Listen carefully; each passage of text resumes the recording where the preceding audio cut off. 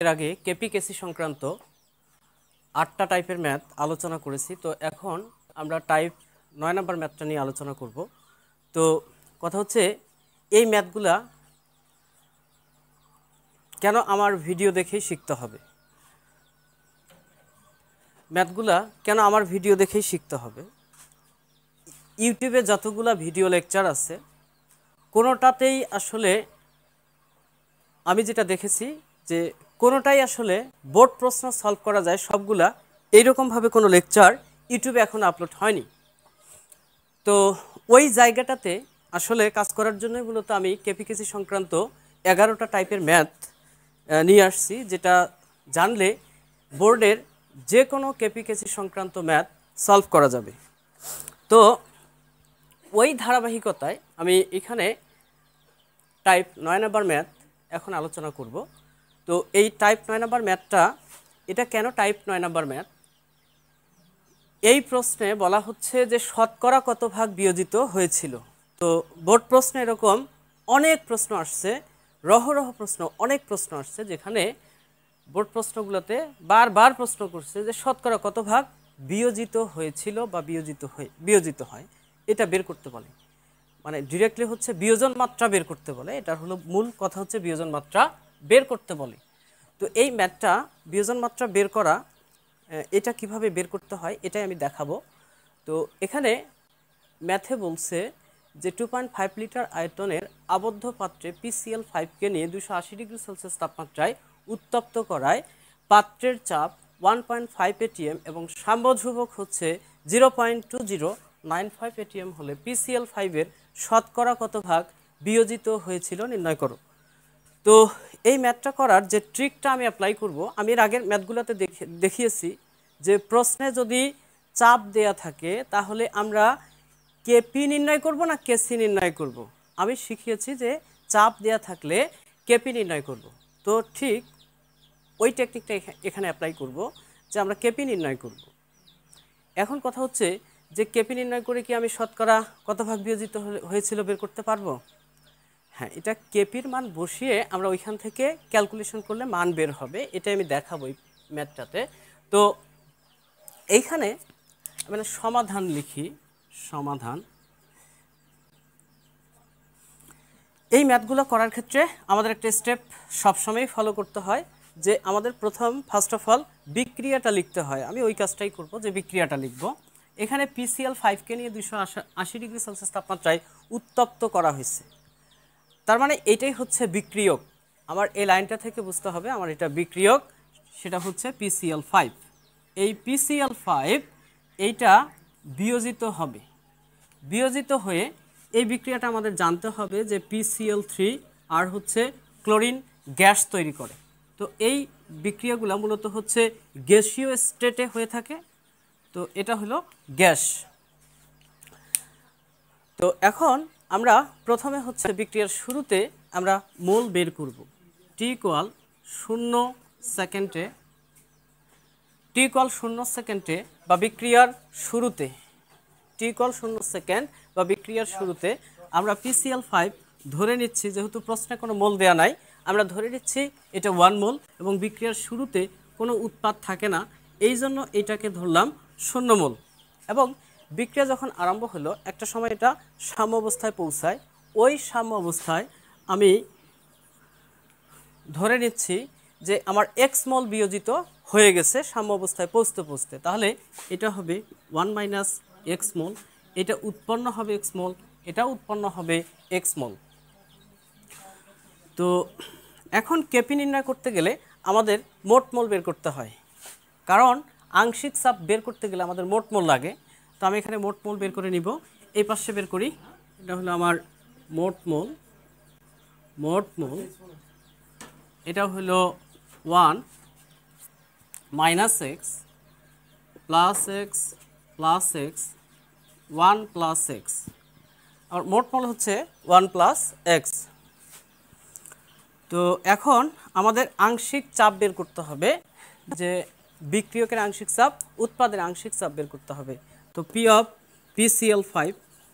PCl5 এর আংশিক চাপ সমান সমান হচ্ছে মোল ভগ্নাংশ ইন্টু মোট চাপ। তো মোল ভগ্নাংশ হচ্ছে নিজের মোল ডিভাইডেড বাই মোট মোল।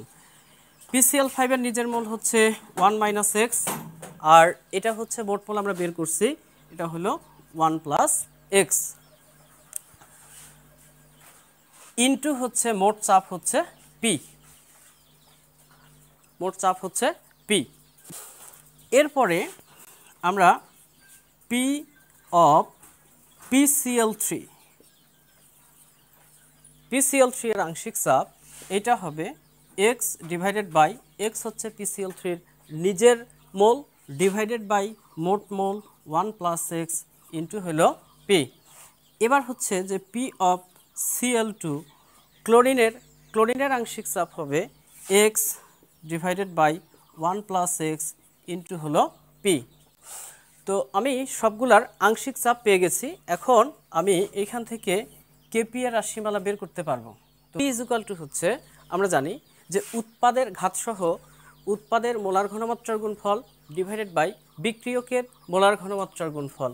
তো উৎপাদের মোলার ঘনমাত্রা হচ্ছে উৎপাদের কেপি সমান সমান আমরা জানি যে উৎপাদের ঘাতসহ উৎপাদের আংশিক চাপের গুণফল ডিভাইডেড বাই বিক্রিয়কের আংশিক চাপের গুণফল, ঘাতসহ বিক্রিয়কের আংশিক চাপের গুণফল। তো এটাই আমি লিখব এখানে যে আমার P of PCl3 into P of Cl2 divided by P of PCl5। তো এইখান থেকে আমি পি অফ PCl3 এইটার মান হচ্ছে x divided by 1 plus x into হইল P into x divided by 1 plus x into হইল P divided by P of PCl5। P of PCl5 এইটার মান হচ্ছে যে 1 minus x divided by 1 plus x into হলো পি। তো এটা calculation করলে উপরে হয় x square P square divided by 1 plus x, এর উপরে হয় whole square divided by 1 minus x divided by 1 plus x, এখানে হলো পি। তো এটাই হচ্ছে আমাদের কেপি এর রাশিমালা। আমি একটু বা দিয়ে লিখি যে কেপি ইজ ইকুয়াল টু বা কেপি ইজ ইকুয়াল টু এটা লেখা যায়। তো এখন এইখান থেকে আমরা যে কেপির যে সমীকরণটা এটাকে ক্যালকুলেশন করব।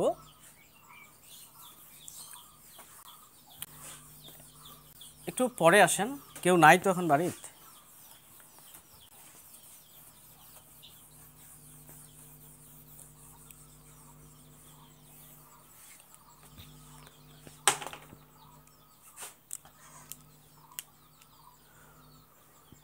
তো আমরা এর আগে যে পাইলাম কেপি ইজ ইকুয়াল টু হচ্ছে x square P square divided by 1 minus x 1 plus x, এটার উপরে হচ্ছে হোল স্কোয়ার।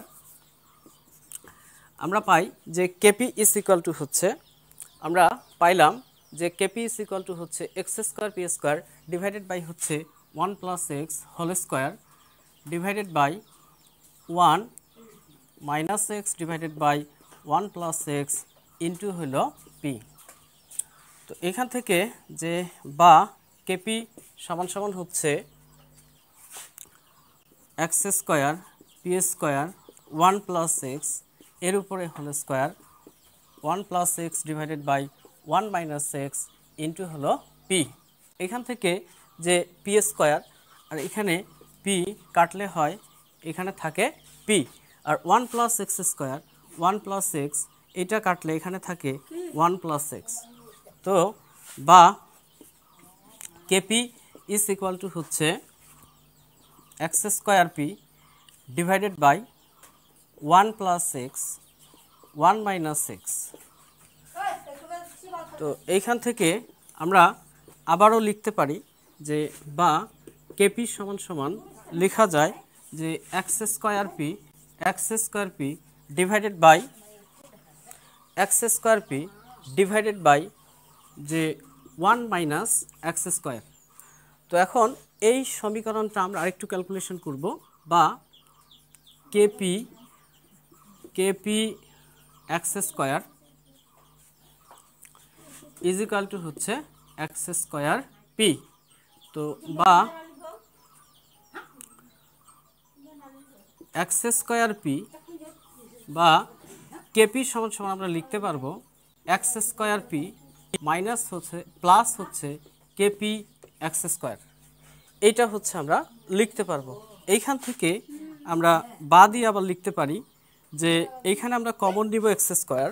তো একবারে লিখতেছি আমি এক্স স্কোয়ার ইন্টু হচ্ছে পি প্লাস হচ্ছে কেপি ইজ ইকুয়াল টু হচ্ছে কেপি, বা x square is equal to আমি লিখতে পারি যে KP divided by P plus KP. তো পি প্লাস কেপি এইখান থেকে আমি এখন এক্সের মান বের করতে পারবো। তো এক্সের মান যদি বের করতে পারি, এইটা আমার বের হবে বিয়োজনের পরিমাণ। তো বিয়োজনের পরিমাণকে আমি 100 দ্বারা গুণ করলেই আমার শতকরা কত ভাগ বিয়োজিত হয়েছিল এটা বের হবে। তো আমি এখন এটা ক্যালকুলেশন করব।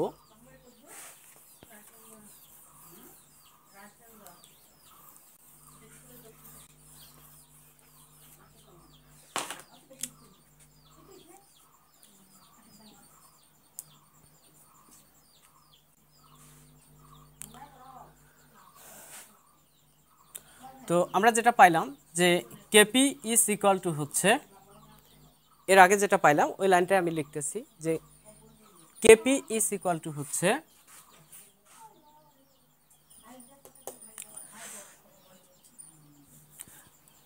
আমরা যেটা পাইলাম সেটা হচ্ছে যে x square is equal to হচ্ছে কেপি ডিভাইডেড বাই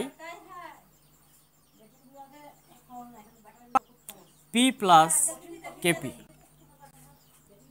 তো এই সমীকরণে আমাদের প্রশ্ন হচ্ছে যে কেপি এর মান দেয়া আছে 0.2095 ডিভাইডেড বাই, প্রশ্নে চাপের মান দেয়া আছে 1.5 প্লাস হচ্ছে 0.2095। এটা ক্যালকুলেশন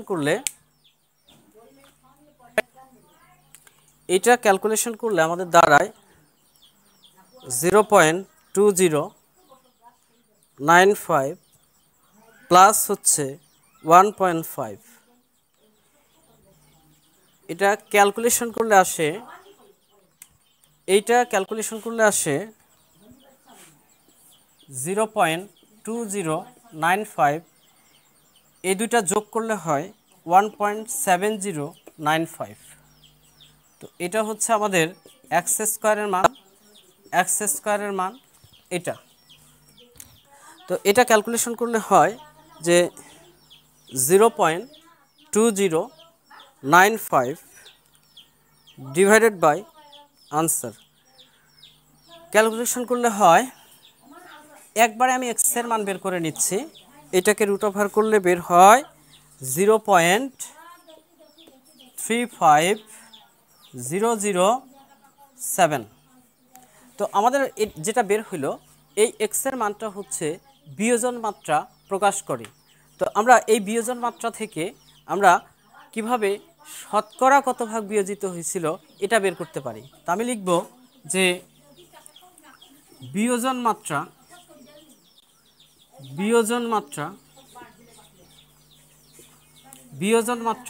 সমান সমান হচ্ছে এক্স ইন্টু